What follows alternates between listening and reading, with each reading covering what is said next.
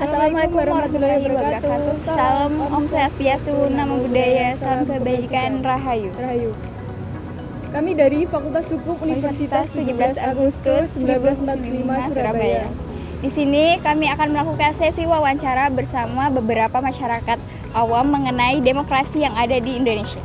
Dalam wawancara ini kami akan membawakan tema yaitu demokrasi di Indonesia, di mana Indonesia merupakan negara demokrasi yang menerapkan sistem hukum yaitu demokratis di berbagai masyarakat dan sekitarnya.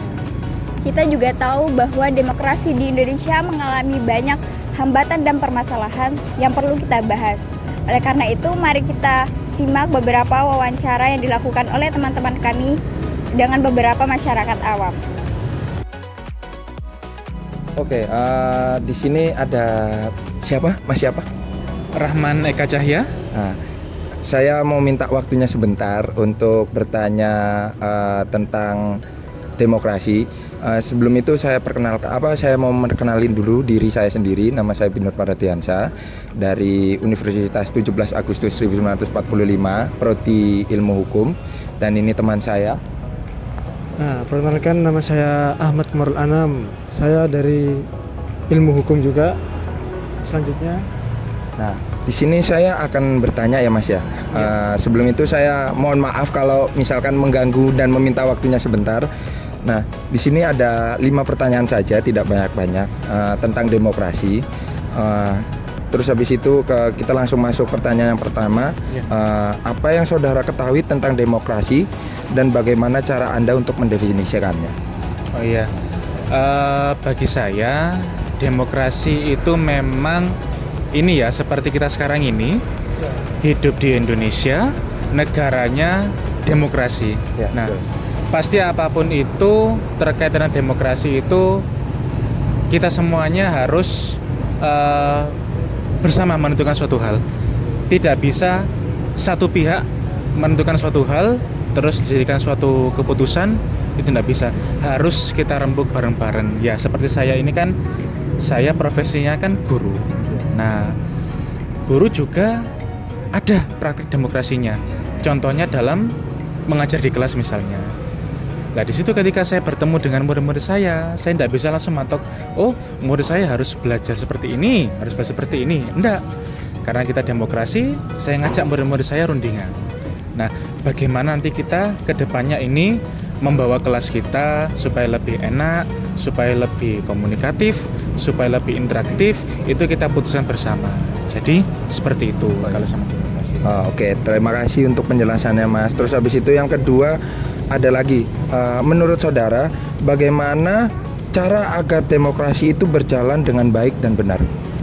Ya, untuk demokrasi bagaimana caranya bisa berjalan baik dan benar, tentunya kita perlu melibatkan tidak hanya satu pihak saja, harus banyak pihak.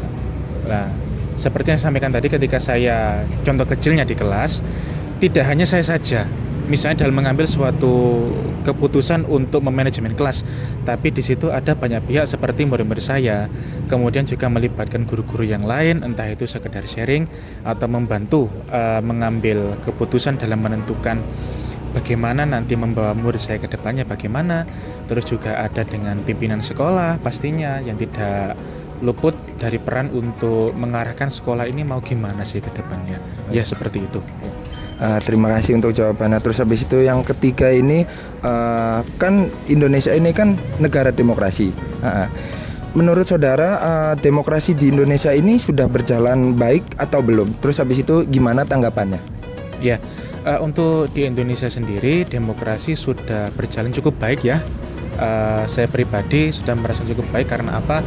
Yang saya tahu demokrasi sudah berjalan seperti halnya di pemilu yang saya tahu ya. Karena memang ada beberapa calon presiden yang saya tahu, ada 3 kemarin yang saya tahu. Nah, seperti itu karena mereka dipilih juga berdasarkan demokrasi juga, bukan dari suatu utusan dari parpol harus begini itu enggak. Karena demokrasi juga efektifnya juga di Indonesia sudah menerapkan asas luber jurdil ya untuk pemilihannya juga. Nah, Terus bagaimana untuk demokrasi ini lebih efektif lagi? Saya rasa kita perlu tidak hanya tahu apa itu demokrasi kita personal sendiri ya, tetapi dari elemen-elemen yang lain, contohnya seperti dari masyarakat umum itu juga perlu minimal ada sosialisasi tentang demokrasi. Bukan sosialisasi tentang filosofi secara mendalam, enggak. Yang penting masyarakat tahu, oh bagaimana demokrasi itu sebenarnya, prakteknya di lapangan itu bagaimana. Jadi tidak hanya elemen atas saja, tetapi elemen yang bawah itu juga harus tahu bagaimana demokrasi itu. Ya, seperti itu. Oke, terima kasih Mas. Untuk pertanyaannya nanti ini bisa dilanjutkan oleh teman saya. Ya. Oke, selanjutnya pertanyaan selanjutnya silakan kepada saya. Untuk Mas Rahman, ini kan saya mau bertanya tentang pertanyaan keempat. Bagaimana menurut saudara jikalau demokrasi tidak berjalan sesuai dengan semestinya, dan menurut saudara bagaimana solusinya? Ya. Seandainya demokrasi itu tidak berjalan semestinya dan apa solusinya. Nah, itu perlu kita lihat apa yang menyebabkan demokrasi itu sampai tidak berjalan sesuai dengan benang merahnya di situ. Pasti ada banyak faktor di situ, baik itu faktor internal maupun eksternal. Nah, di situ setelah kita lihat, kita harus evaluasi apa yang kurang, apa yang harus kita benahi di situ. Kemudian apa yang harus kita pertahankan di situ, jangan sampai apa yang sudah kita susun untuk memberikan demokrasi ini jangan sampai gagal. Nah, kemudian bagaimana sih caranya kita bisa mempertahankannya? Caranya adalah kita tidak boleh lepas dari apa yang sudah kita susun dari awal untuk mencapai demokrasi misalnya. Nah, karena saya masyarakat umum, jadi kita tidak boleh lepas dari yang namanya pengertian dari demokrasi. Kita harus tahu itu, mendalamkan dalam diri kita apa makna dari demokrasi itu, supaya kita tidak lepas kena pengaruh luar, kita tidak demokrasi, kita menjadi lebih ke satu pihak untuk menentukan segala sesuatu. Nah, bagi saya itu tidak baik juga. Jadi seperti itulah caranya. Berarti kan ini nggak boleh harus egois gitu ya? Iya, seperti tidak boleh egois. Dan kalau harus ada mengerti satu sama lain, terus apa yang kurang itu perlu dieval, terus apa yang baik itu perlu dipertahankan juga. Iya. Nah, ini kan ada pertanyaan yang terakhir. Kan sekarang sudah memasuki pemilihan capres kan Mas, dan cawapres yang baru. Menurut Mas, bagaimana mekanisme pemilihan umum bekerja dalam sebuah sistem demokrasi? Ya, karena memang saya basicnya juga bukan orang hukum, saya juga umum juga ya. Masalah hukum seperti ini mas-mas ini lebih tahu daripada saya. Nah, tapi kalau pandangan saya sebagai orang umum, lebih baik untuk pemilihan presiden ini kalau mau demokrasi atau secara demokratis pemilihannya itu kalau bisa jangan libatkan hanya satu pihak saja. Tampung aspirasi dari banyak pihak. Pilih yang bagus, lebih banyak positifnya daripada negatifnya. Kemudian kita jadikan itu sebagai dasar kita untuk mencapai suara yang demokratis. Karena kita harapannya adalah kalau nanti siapapun yang terpilih jadi presiden dan wakil presidennya pasti untuk membawa Indonesia yang lebih maju, lebih bagus, lebih demokratis di masa yang akan mendatang. Ya, seperti itu. Seperti itu ya. Oke, sudah 5 pertanyaan dan saya mau ucapkan terima kasih yang banyak untuk Mas Rahman. Sudah mau berkenan untuk diwawancarai. Saya juga udah mengganggu waktunya sebentar untuk wawancara. Ya sudah, kalau gitu kita nanti next ke narasumber yang kedua. Mas, perkenalkan, nama saya Maisa Danar dari Universitas 17 Agustus 45 Surabaya, dari Prodi Ilmu Hukum. Mohon maaf saya mengganggu waktu Masnya. Saya ingin mewawancarai tentang demokrasi di Indonesia ini. Nah, di sini saya bersama teman saya. Ini perkenalkan. Perkenalkan, nama saya Muhammad Ismi Maulana dari Universitas 17 Agustus 45 Surabaya, dari Prodi Ilmu Hukum. Dan untuk selanjutnya saya bersama dengan narasumber siapa? Perkenalkan, nama saya Muhammad Raffi Abdullah Rafsanjani.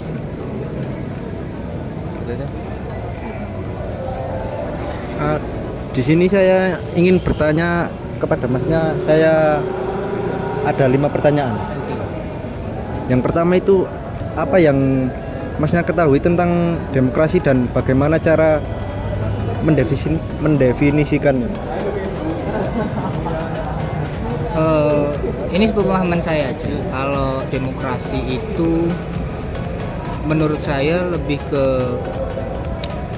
bagaimana hubungan antara individu dengan beberapa kelompok dalam satu kelompok itu bisa dalam satu tujuan yang sama gitu, dengan ngebuat demokrasi itu bisa jadi apa ya, kayak bisa erat gitu aja sih kalau dari saya.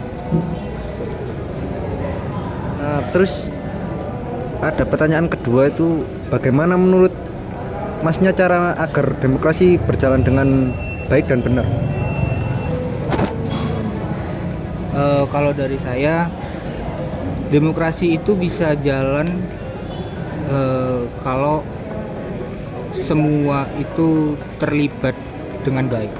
Jadi adanya konsolidasi dulu, terus ada yang terpenting tuh kalau menurut saya satu suara sih, Mas. Lebih satu suara aja sih.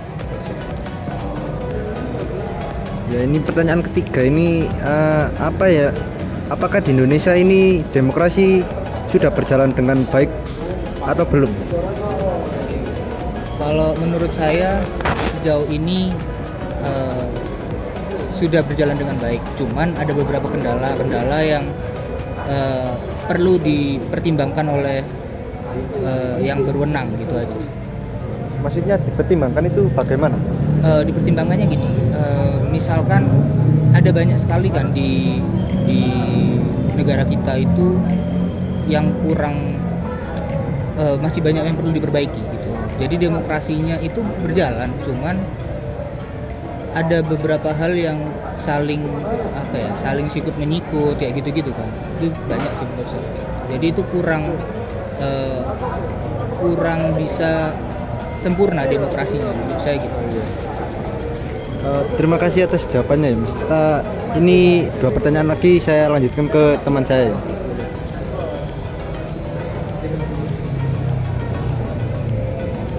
Baik. Untuk pertanyaan selanjutnya, menurut Mas, bagaimana jikalau demokrasi tidak berjalan sesuai dengan semestinya? Kalau menurut saya, seandainya itu nggak berjalan dengan semestinya, kemungkinan besar akan banyak konflik pasti. Dan kalau misalnya banyak konflik, menurut Mas gimana untuk solusi untuk mengatasi demokrasi itu?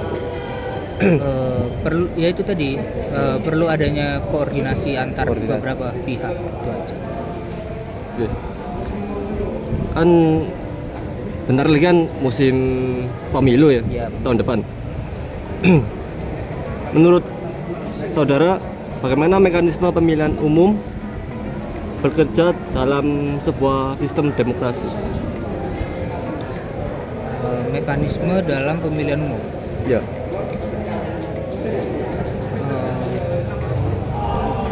Saya kurang paham juga soal mekanisme dalam pemilu sebenarnya. Cuman menurut saya perlu banyak pertimbangan sih sebenarnya untuk bisa mengelola sesuai yang diharapkan.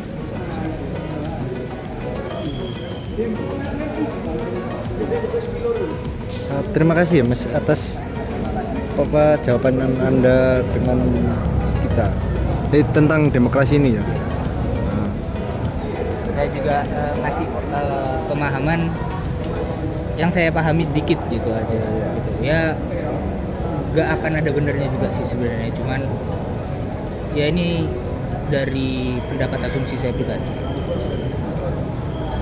Ya sudah, terima kasih ya, Mas.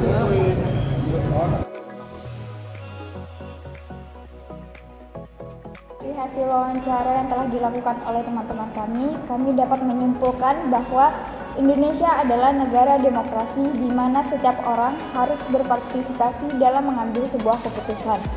Sikap demokrasi ini dapat diterapkan dalam kehidupan sehari-hari. Misalnya, diskusi bersama dengan teman kelompok untuk mencapai tujuan bersama dan bukan tujuan individu. Partisipasi merupakan salah satu aspek dalam sebuah demokrasi. Hal ini dapat terlihat dalam keterlibatan setiap individu dan kelompok untuk mencapai tujuan bersama. Demokrasi di Indonesia telah mengalami kemajuan sejak tahun 1998, namun masih terdapat beberapa tantangan dan kritik yang perlu diatasi. Lalu saran apa yang perlu diberikan, yaitu Indonesia perlu mengatasi untuk meningkatkan kualitas demokrasinya agar dapat menunjukkan bahwasanya Indonesia merupakan negara demokrasi yang sudah matang. Salah satu cara untuk meningkatkan kualitas demokrasi itu sendiri yaitu untuk memperbaiki dan meningkatkan partisipasi masyarakat dalam mengambil suatu keputusan. Lalu selain itu Indonesia juga perlu untuk mengatasi masalah-masalah terkait resistensi pejabat dan kritiknya agar kesejahteraan rakyat itu juga tercapai, dan juga untuk memajukan dari negara demokrasi itu sendiri. Terima kasih.